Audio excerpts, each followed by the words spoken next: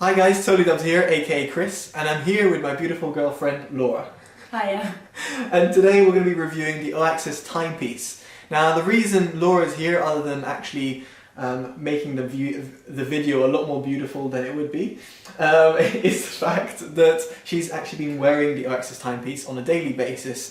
She likes something that can basically track her step count, but then also something that looks fashionable and looks at something that you'd like rather than what you had before, which was the Viva Junior 2, which the Garmin. Yeah, the Garmin one that we got a different band for. It looks nice actually, but I don't think it's as nice as that one. But anyway, without further ado, we'll get into the review and cover all sort of different aspects of it. So yeah. Let's get into it. So we thought the best way to actually present the product and do the review is to start it off and pretty much summarize it in a question and answer sort of thing, because Laura's been using it. So without further ado, I'll just ask questions. Yeah, shoot. And Laura will have the honest opinion. So first of all, what does it actually do? Does it actually tell the time? Yeah, so when you first gave it to me, I was a bit confused because it looks like an analog design, but actually the hands on the clock are run digitally. So it's got that look of kind of the classic analog watch, but then it's got the functions of a digital watch, which you can't really tell when you first look at it. I think the only downside there would be if it did run out of battery, then the time telling function would be gone. In terms of the design, what do you think of the design as well? Is it bulky? Does it fit? Color combinations, and as an FYI, we got the rose gold version with 38mm band. So, what do you think of that? I like it. I think it looks very kind of like a classic analog watch, like I said. The metal is nice. It comes in silver and gold, and then I've got the rose gold. It's got a silicone band, which I would say the band is my least favourite part about the watch, just because I think I have a pretty average sized wrist for a woman, but even the smallest setting on the smallest band is too big for me. Because the actual watch face is quite heavy, this means that it does kind of slip round your... Wiggles around, right? So. Yeah, around your wrist. Yeah, saying that as well, you've got the watch crown, like the button on the side of the watch that you can normally use on standard watches to set the hands. But on this one, it doesn't set the hands. You press it and then it takes you through the different functions of the watch. Different settings, yeah. And just a quick note on the sort of size-wise, in terms of the Swatch watch, because these are, you can find them everywhere.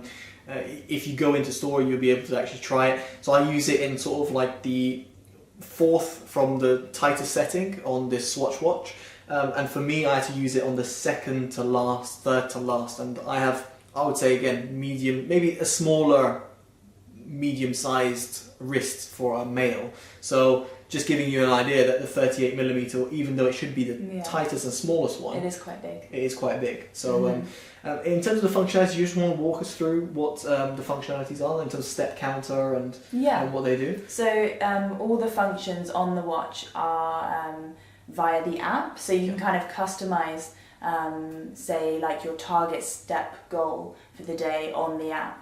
And then on the watch itself, you've got a small LCD screen within the watch face.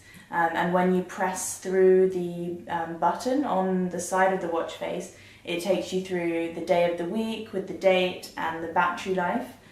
Press again, takes you to your step count. Again, you can see the number of kilometers that you've walked or ran that day.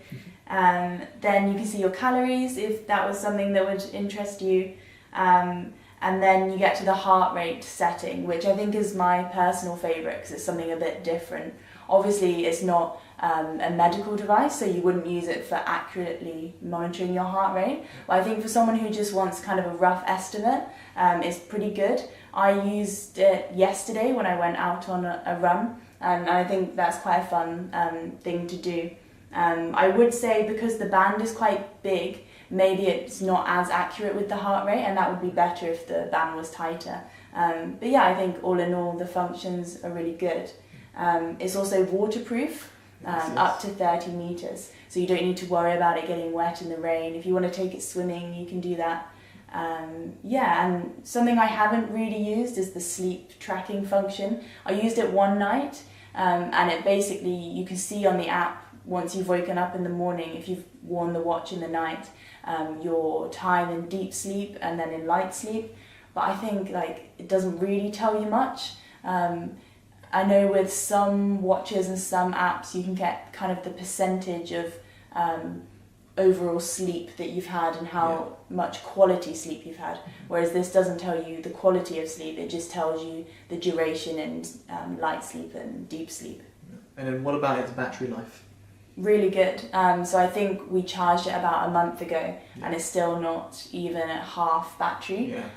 So in that sense you could take it away on holiday for 2 weeks and you wouldn't need to bring the charger with you either.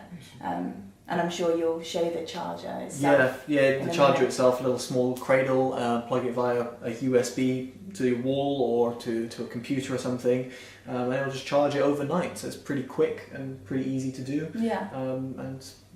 No sort of complaint, so to speak, in that front.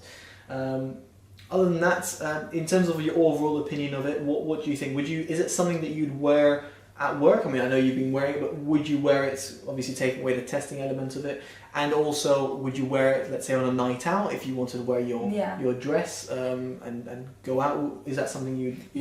So I think it's a really kind of flexible watch. You can wear it out.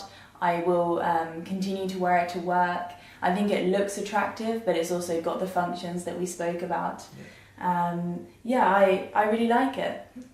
I think it looks nice. I must say I agree as well. Other than the fact that the rose gold doesn't really suit like my sort of, not saying my skin tone, but in terms of like my preference, I would see myself as a male as well actually wearing that. I wouldn't have a complaint. But I mean, Laura did mention to me before that it's more of a, she said it was more female looking. Yeah, I think maybe it does look a bit more feminine, but then we haven't seen it in kind of the silver version with the darker bands. Yeah, exactly. So, I think it's just a good hybrid between kind of your classical analog watch and then your digital. Like you can't really tell that it's digital just looking at it, which I think is pretty cool. Absolutely.